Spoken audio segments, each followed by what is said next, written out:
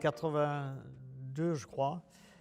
Et avec un copain, on est allé au Mans, par la route, bien sûr, avec une Renault 20 de service de Viry-Châtillon. Et après les essais, nous avons fait une petite fiesta. Ça se faisait beaucoup plus à l'époque que maintenant. Au-dessus des 24 heures de Mans, il y a des stands VIP, tout ça. Et comme on en connaissait quelques-uns, on est allé jusqu'au stand de la Fédération française. Alors on a un peu exagéré. Et on est rentré à la ferme qui était à 15 km du circuit. Il y a une petite route goudronnée qui arrive face à la ferme. Manque de bol. Devant la ferme, il y avait un petit étang, 60 mètres sur 60 à peu près. Et j'ai dit au copain qui était avec moi, j'ai dit, à la vitesse où on roule, j'étais à fond, hein, j'étais en quatrième au moins, troisième ou quatrième. À la vitesse où on arrive, on doit traverser un aquaplaning.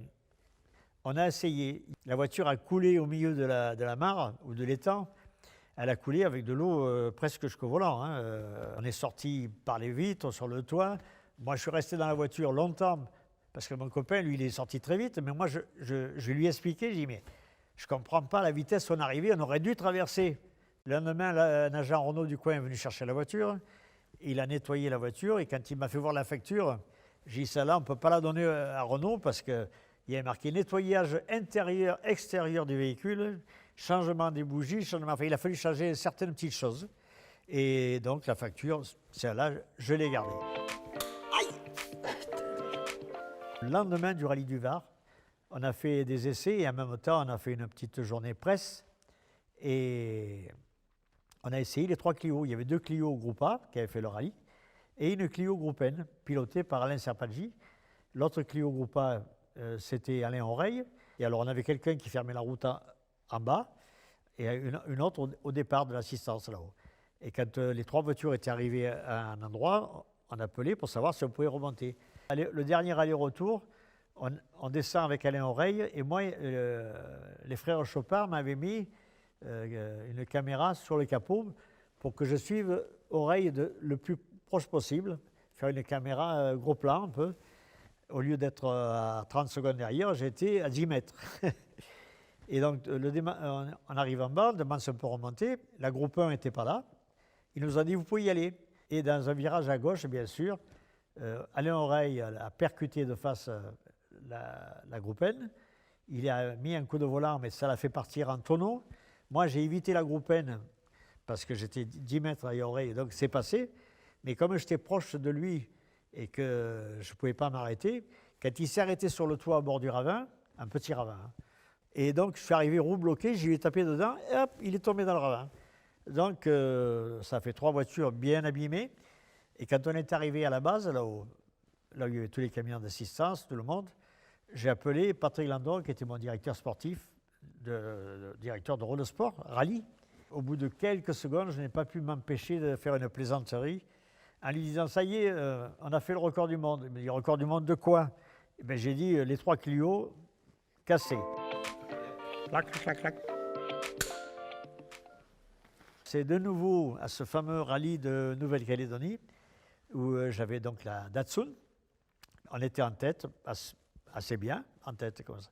Et puis, comme j'avais dit, on avait un tir-fort toujours dans la voiture pour nous sortir des bourbiers, des trucs, des machins. Et dans une droite très, très, très glissant, la voiture a glissé, elle est tombée dans un gros fossé. Hein. La moitié de la voiture était dedans, largement. Et donc, j'ai fait marche avant, braqué pour essayer de remonter. Et là, je fais marche arrière pour essayer de voir si en reculant, c'était pas mieux. Et là, Jean-Pierre Joulet a eu, pas la meilleure idée, mais il a ouvert la porte sans le faire exprès, bien sûr, en pensant que je n'allais pas reculer beaucoup. Et on a tordu complètement la porte. Et la voiture est restée toujours dans le fossé.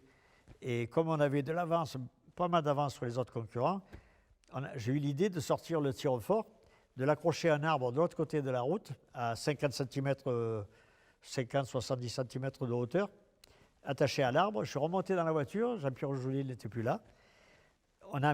J'ai mis en première, quand j'ai vu les phares de l'autre qui arrivaient, c'était plein la nuit, j'ai laissé le moteur en première un peu, un régime un peu élevé, et l'autre est arrivé, il n'a pas vu le câble, il est rentré dans le câble, et ça a fait, avec l'arbre qui a plié, ça a fait un peu ressort, le câble a fait ça, je suis remonté sur la route, l'autre il râlait comme un putois parce qu'il n'avait plus d'avant, le câble n'avait pas cassé et nous, on était sur la route, on était contents.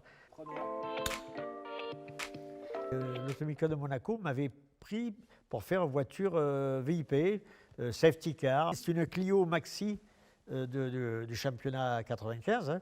Et entre 2 séances d'essai de Formule 1, je pouvais faire quelques baptêmes. Alors je pars avec un invité, je fais un tour en roulant à 60%. Et je m'arrête, j'en récupère un autre, c'était le secrétaire de la FIA, M. Longanesi. Il monte avec moi, il était en costard, cravate, l'attaché caisse, mais bien attaché quand même, bien attaché. Et là, je roule à 90, pas 100%, mais pas loin. Et les organisateurs, malheureusement, enfin le service qui s'occupait de faire rentrer les voitures de sécurité, les voitures de course en panne, tout ça, avait oublié qu'il y avait une Arose pilotée par un Japonais qui s'appelait Inoue à l'époque. Il a ramené derrière un petit camion, tout petit, et la voiture étant très basse, dans les S de la piscine, eux, ils rentraient à 30-40 à l'heure à peu près, je pense, et moi, j'étais à fond de 4, dans le gauche-droite, derrière un mur assez haut, qui m'a caché complètement la Formule 1. Et là, je suis arrivé là, et au moment où j'ai mis la voiture en dérive, d'un coup, j'ai vu une Formule 1 qui faisait 7 mètres de large sur 1 mètre de long, parce qu'elle m'a sauté à la gueule. Elle m'a sauté à la gueule. Donc, immédiatement, impact dans la boîte de vitesse, l'aileron. La voiture part en tête à queue, la Formule 1. Moi, je m'arrête dans le rail, pas trop fort, mais je m'arrête à gauche du rail. Je vois la voiture qui part en tête à queue, qui s'arrête contre le rail aussi en travers. Et le petit camion qui l'a tracté, où il n'a pas entendu, où il n'était pas très bon, je ne sais pas. Mais en tout cas, quand la corde s'est retendue, la corde qui tractait la F1 à l'envers, sur l'arceau, sur le toit, et le pilote continue de tirer la Formule 1 sur le toit. Bon, ils ont fait qu'une vingtaine de mètres, hein, pas plus.